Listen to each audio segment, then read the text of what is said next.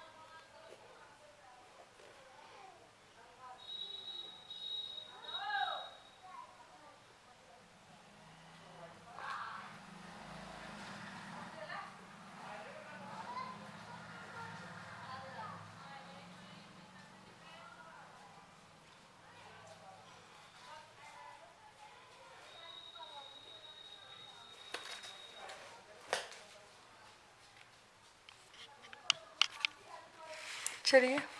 अब इम्पोर्टेंट आपको वर्क आपको फाइंड करना है, ओके। अब यही कंडीशन वापस से अपन M D H upon W is equal to M D H upon W वापस अपन लगाने वाले हैं।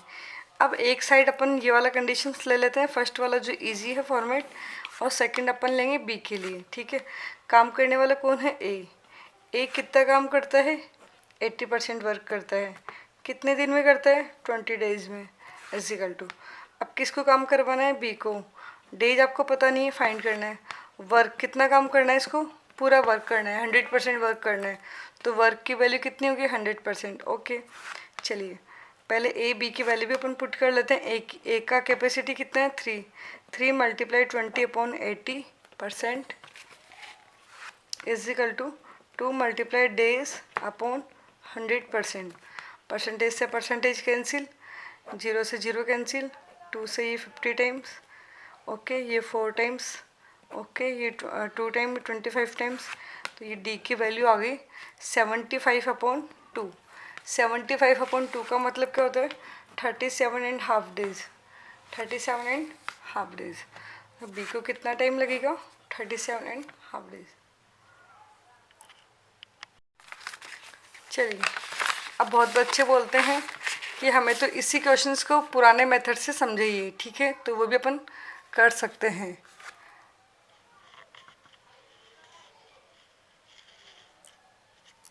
इसी क्वेश्चंस को हम करेंगे पुराने मेथड से। तो चलो समझते हैं पुराना मेथड क्या है। चलिए क्वेश्चन है, ए करता है 80% वर्क, ओके। 20 डेज़ में, ठीक है। तो इसका 100% का अपने को टाइम फाइंड करना है। 80% 20 डेज में, तो 100% करेगा कितने डेज में। क्रॉस मल्टीप्लाई कर लिया तो 100 मल्टीप्लाई 20/80,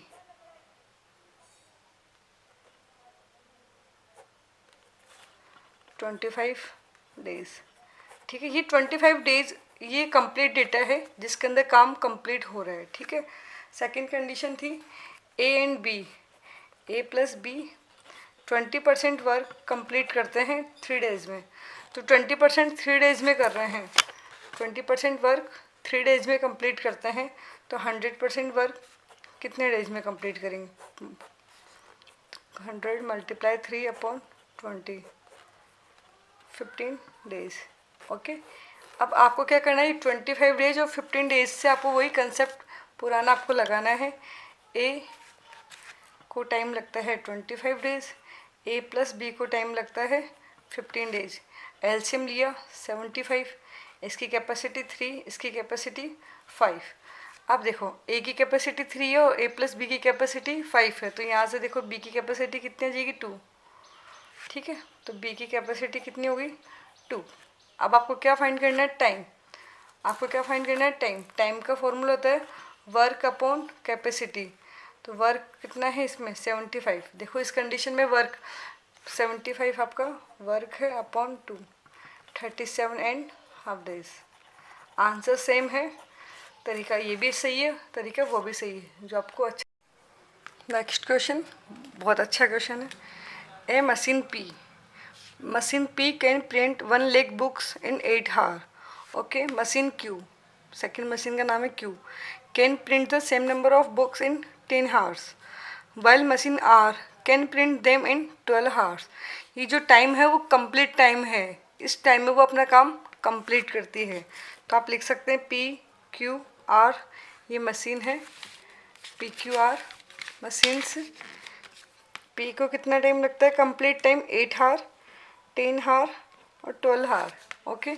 यहाँ से आप निकाल सकते हैं वर्क मतलब टोटल काम, ठीक है।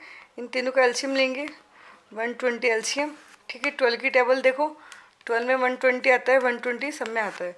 इसको इससे डिवाइड किया 15, ये आपका 12, ये आपका 10, ठीक है। ये आपकी कैपेसिटी आ गई, सबसे इम्पोर्टेंट है।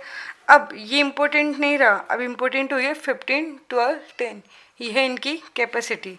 चलिए अब क्वेश्चंस की कंडीशन को समझते हैं।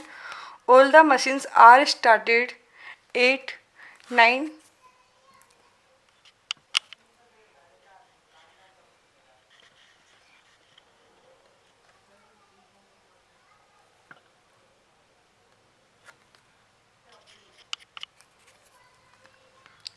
All the machines are started at 9 a.m. while machine P closed at 11 a.m. ठीक है। Then remaining 2 machines complete the work. आपको निकालना है at what time will the work be finished. Total work finish होने में कितना टाइम लगेगा, approximately पूछ रहे हैं, तो आप डेटा में थोड़ा बहुत चलेगा, ओके। चलिए कंडीशंस को आपको ऐसे ड्रॉ करना है। सबसे पहले काम करने में PQR तीनों ने एक साथ काम किया, आपको टोटल वर्क करना है 120 वर्क आपको कंप्लीट करना है, ठीक है। यहाँ से काम करना स्टार्ट करते हैं 9 AM से 11 AM तक, ओके। यानी कि 2 आवर इन्होंने काम किया, तीनों ने साथ काम कितना किया 2 आवर, ओके।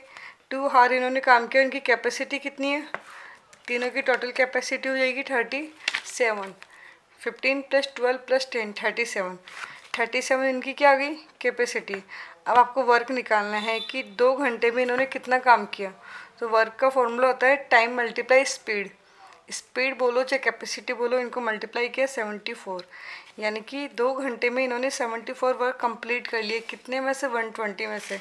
तो रिमेनिंग वर्क कितना बचा, 120 में से 74 अपन माइनस करते हैं 46, यानी कि आपको 46 वर्क अब और करना है, ठीक है। अब कौन कौन काम करेगा आपको पता है, P काम छोड़ के चला जाता है, तो काम करने के लिए कौन बचा, Q + R। तो कैपेसिटी भी किसकी आएगी, Q + R की।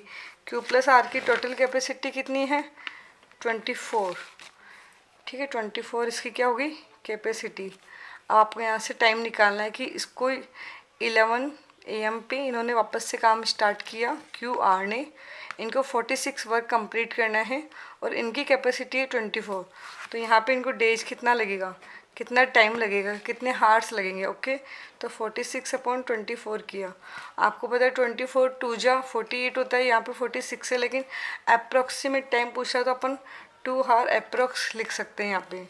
ठीक है, तो ये 11 AM से 2 हार आप आगे बढ़ोगे तो कितना हो जाएगा 1 PM। ठीक है, काम कब कंप्लीट होगा 1 PM पे। Okay, very easy question.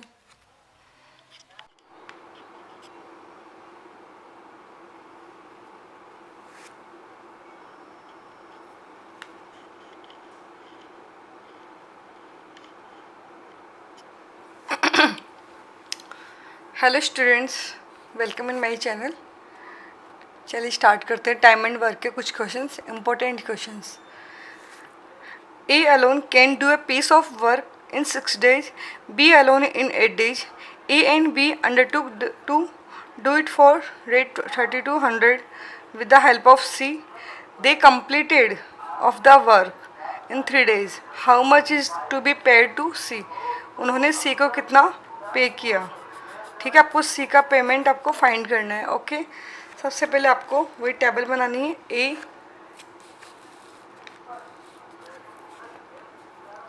A alone कितने टाइम में करता है? ए अकेला 6 डेज में करता है, बी अकेला 8 डेज में करता है, ए बी सी तीनों मिलके इसको करते हैं 3 डेज में।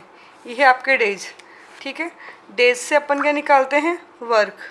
ओके, डेज आपके पास है, वर्क अपन कैसे निकालते हैं? एलसीएम लेके 6 3 8 का एलसीएम लेते हैं। सबसे बड़ा है उसकी टेबल बोलो, उसकी टेबल बोलो जिसमें 6 और 3 के नंबर्स आए।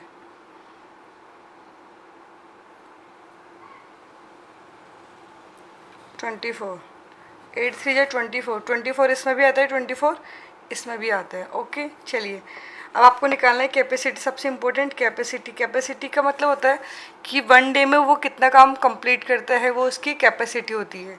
चलिए कैपेसिटी कैसे निकालते हैं? कैपेसिटी का आपको पता है, कैपेसिटी बोलो चाहे स्पीड बोलो एक ही बात है। स्पीड का फॉर्मूला होता है वर्क अपॉन टाइम। ठीक है, तो 24 को 6 से डिवाइड किया, 4,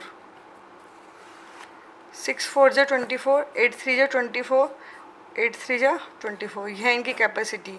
ठीक है, ये 4 कैपेसिटी है ए की, 3 कैपेसिटी है बी की और 8 कैपेसिटी है ए बी सी की।